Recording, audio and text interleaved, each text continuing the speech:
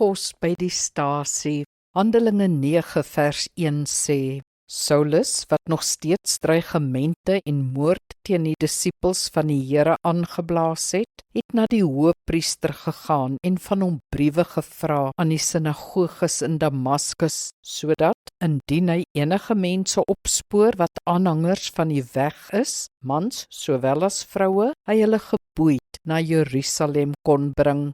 Ons gesels oor die verskillende maniere van Christene om die Here te dien, afhangende van hulle persoonlikheid of agtergrond, en het reeds 'n paar genoem. Nog een is die aktivistiese manier. Sommige van ons is organiseerders. Hulle kan nie net in die kerk doenig wees nie. Hulle wil hê die kerk moet aktief raak in die wêreld. Jy sal hulle dus besig vind met projekte. Speelgoed vir die kinderhuis, kos uitdeel by die stasie, ondersteuning vir 'n sendeling, 'n petisie aan die regering, en almal word opgeroep.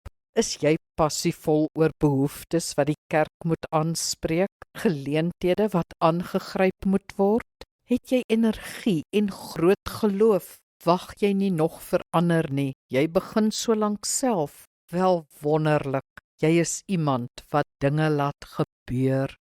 Kom ons bid saam.